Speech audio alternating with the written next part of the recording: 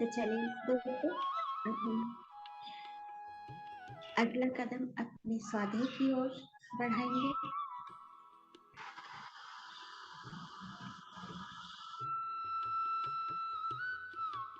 जैसे कि आप सब जानते ही हैं कि हम सबके लिए ध्यान कितना आवश्यक है। उसी तरह से दोस्तों, हम सबके लिए स्वाध्याय भी बहुत जरूरी है।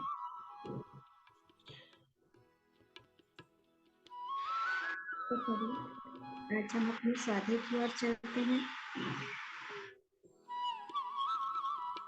तो आज का हमारा स्वाध्याय है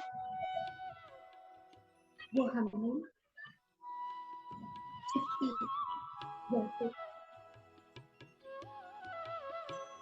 एक मौन की तरफ इशारा किया है। दोस्तों, जैसे कि हम सब जानते ही हैं कि मौन रहने के कितने फायदे हैं। तो चलिए आज हम जानते हैं इस स्वाध्याय के जरिए। दोस्तों, मौन रहना भी एक कला है दोस्तों, जैसा हम सब जानते ही हैं। जो भी इस मौनता को अपनाते हैं, मौनता यानी कि चुप्पी, जो भी इसको अपनाते हैं उनके भीतर एक अद्भुत शक्ति का उद्गम हो जाता है।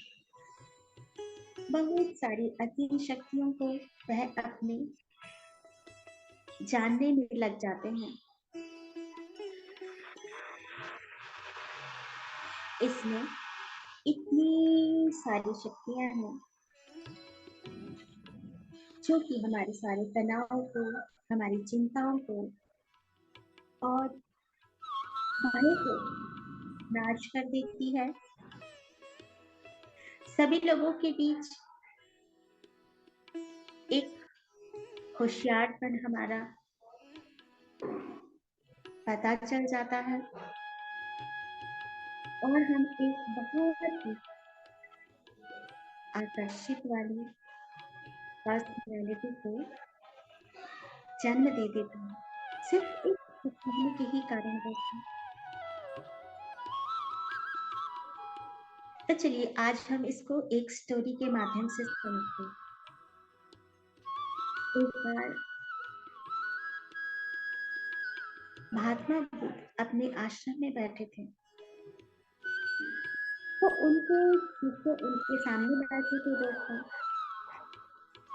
दुनिया की सबसे ज्यादा, उन्होंने बताया कि दुनिया की सबसे ज्यादा तेज छुरी हमारी जुबान है और सबसे खतरनाक हथियार भी हमारे शब्द ही हैं, जो बिना खून बहाए अंदर तक घायल कर देते हैं। इसके विपरीत हमारे शब्द हमारी ताकत भी हो सकते हैं।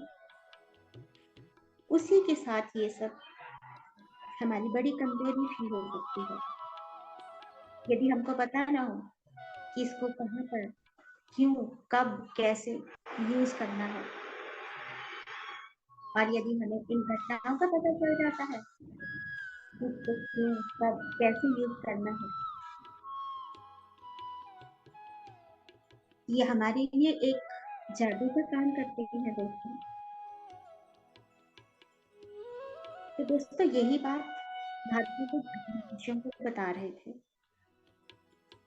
तो उन्होंने बताया कि जब हमें इन चीजों का सही मायने से यूज करना आ जाता है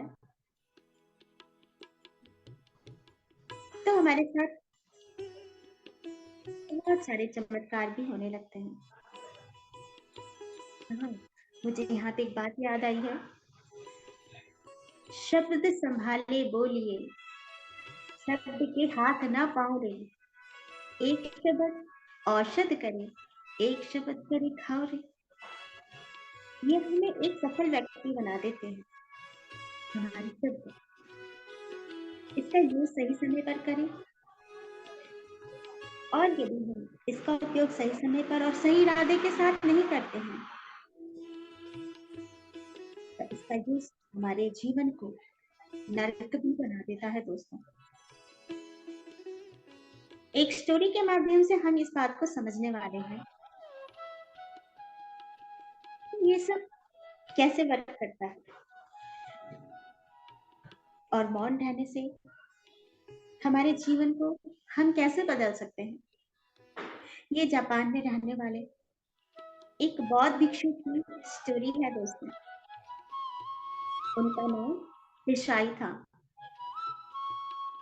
वे अकेले ही इस दुनिया में रहते थे, मतलब अपने आप के साथ अकेले। दुनिया के शोरगुल से वो बहुत दूर बस्ती से एक जंगल में रहा करते थे। वो अपने ज्ञान और ज्ञान के लिए बहुत प्रसिद्ध भी थे। जापान के उस भक्त की स्टोरी है जिस भक्त ने अपने एक शिष्य या फिर ये कहिए कि शरण में आए हुए का जीवन किस तरह से बदल दिया। तो एक बार की बात है दोस्तों, उनके पास एक राजकुमार आया और बोला, हे भिक्षु मेरी मदद करो, मैं हमेशा से परेशान और थका हुआ महसूस करता हूँ। मेरा मन भी बहुत अशांत रहता है। हालांकि मेरे पास किसी चीज की कोई कमी नहीं है, दौलत, शोहरत, सुख सुविधाएं सब कुछ मेरे पास है, और ना ही मुझे और ज्यादा इसको पाने की इच्छा है। फिर भी मेरे अंदर एक अशांति और चिंताएं क्यों रहती है। तो जो भिक्षु थे उन्होंने उस राजकुमार की सारी बात सुनी और उनसे कहा कि मैं इसको दूर करने की कोशिश करूंगा, और जो भी आपकी परेशानी है उसको मैं हल करूंगा, और ये मेरे लिए भी एक रिसर्च होगा। तो उन भिक्षुओं ने कहा कि पर आपको एक काम करना होगा, आपको यहीं पर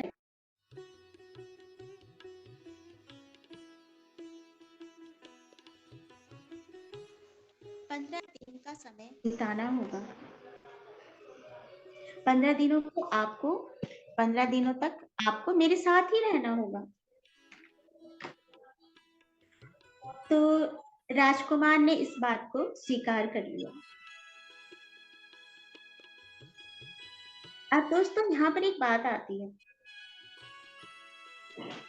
जिस प्रकार हम सब लोग एक मौसम के अकॉर्डिंग कपड़ा यूज करते हैं, जैसे सर्दी हुई तो हम गर्म कपड़ों का यूज करते हैं, और गर्मी हुई तो हम ठंडे कपड़ों का यूज करते हैं दोस्तों। उसी प्रकार हमारे जीवन का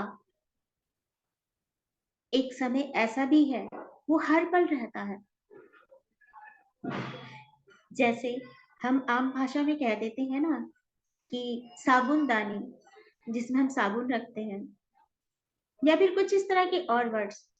तो दोस्तों उसी तरह का एक वर्ड है मौन, जिसे हम चुप्पी भी कहते हैं। उसके लिए भी, मन के लिए भी ये मौन बना है। तो दोस्तों अब वो राजकुमार जो अब इस भिक्षु के सामने है, उसके पास है, वो वहां पे रहता है। तो वो पाता है कि पहले दिन उसका कोई भी मन नहीं लगा, वो बहुत अशांत। उसने पाया कि और टाइम से ज्यादा मेरा मन अशांत हो चुका है। फिर भी उसने वहां पे टाइम पास किया। लेकिन सेकंड डे को जब उसने कुछ नहीं देखा, जब उसने कुछ नहीं सुना, सिर्फ एकांत में जाके वो बैठ गया, उसने प्रकृति को देखा, आसमान को देखा, खुले आसमान को, और जब उसने ताजी हवा महसूस की और इन सबको उसने बहुत खूबसूरती से अपने अंदर अचीव करना शुरू किया, तो उसने दूसरे दिन उसने पाया कि आज उसका मन थोड़ा सा शांत था, क्योंकि आज कोई भी उसके अलावा उसके साथ नहीं था। पहले दिन में उसके साथ कोई नहीं था। तो दोस्तों उसने पाया कि आज उसका मन थोड़ा शांत है, और आज वो अंदर से बहुत खुश है, पर उसे उस खुशी का पता नहीं चल रहा था कि वो आज इतना खुश क्यों है। तो उसने धीरे धीरे ऐसे ही रोज रात को अपने आप को महसूस करना शुरू किया कि आज क्या अंतर है। तो उसने दिन प्रतिदिन अपने आप को बहुत ही डीप महसूस किया और पाया कि वो हर दिन अपने आप को बहुत शांत और खुश और बहुत ही अलग महसूस कर रहा है।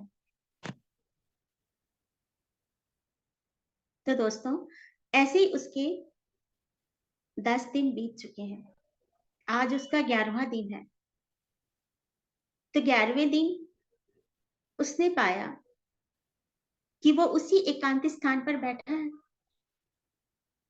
और वही सब अनुभव कर रहा है। लेकिन आज आज वो आंखें खुली नहीं रख पाए, क्योंकि उसने वो सब अचीव कर लिया था जो उसके लिए बहुत जरूरी था। प्रकृति का वो आनंद, वो खुशी उसने महसूस की। लेकिन आज वो बहुत शांत था और इत्तेफाक से उसकी आंखें बंद हो चुकी थी और वो बहुत गहरे ध्यान में चला गया। ऐसे करते करते उसने 4 दिन भी बिता लिए। आज उसका 15वां दिन है। तो आज वो बहुत शांत और बहुत खुश है। आज वो महसूस कर रहा है कि उसके अंदर एक नई स्फूर्ति है। तो आज जब वो भिक्षु के सामने पेश हुआ, तो उसने पाया कि आज वो बहुत आनंद में है।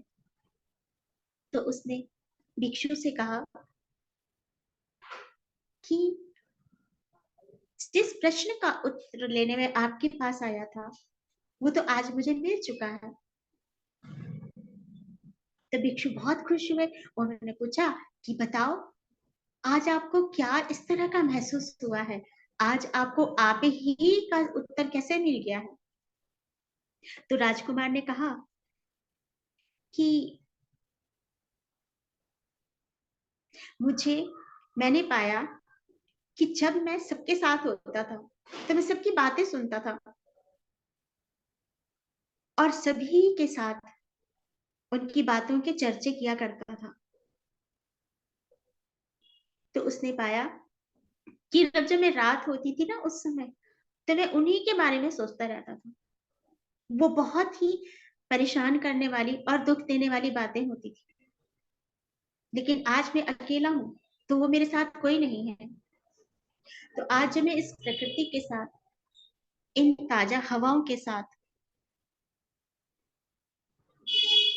अपने आप को जो मैं कनेक्ट कर पाया, तो मैंने पाया कि यही सब तो दुख का कारण है, कि हम अपनी बात को तो सॉल्व नहीं कर पाते हैं, लेकिन दूसरों की बातें भी हम ले लेते हैं और अपने सिर पर एक बोझ बना लेते हैं। उसके साथ ऐसा, उसके साथ ऐसा। तो ये और भी ज्यादा हमारे जीवन को मुश्किल बना देती है, बहुत सारी ब्लॉकेज पैदा कर देती हैं दोस्तों। तो वो बहुत खुश हुए भिक्षु कि आज आपका यहाँ पे रहना सफला हुआ। तो दोस्तों हमें भी अपने साथ, सिर्फ अपने साथ रहना है और इन गहराइयों को महसूस करना है और एकांत में रहना, रह तो नहीं पाता है, पर फिर भी कोशिश करना, अपने मन से एकांत रहना। एकांत का अर्थ भी यही बताता है कि एक का भी अंत हो जाए, चाहे वो विचार ही क्यों ना हो, एक का भी अंत हमें एकांत बनाता है। तो दोस्तों, हमें भी इस बात को जरूर अपने जीवन में डालना चाहिए। जितना हो सकता है उतना हमें कम कम बोलना चाहिए। इससे हमारी बहुत सारी शक्ति नष्ट होती है दोस्तों। हमें उस शक्ति को बचाना है, उस ऊर्जा को हमें बचाना है और अपने एक सही उपयोग में लाना है दोस्तों। तो मैं धन्यवाद करती हूँ कि मुझे यहाँ पर मौका मिला, आप सबसे मिलने का मौका मिला। Thank you so much. Over to you ma'am.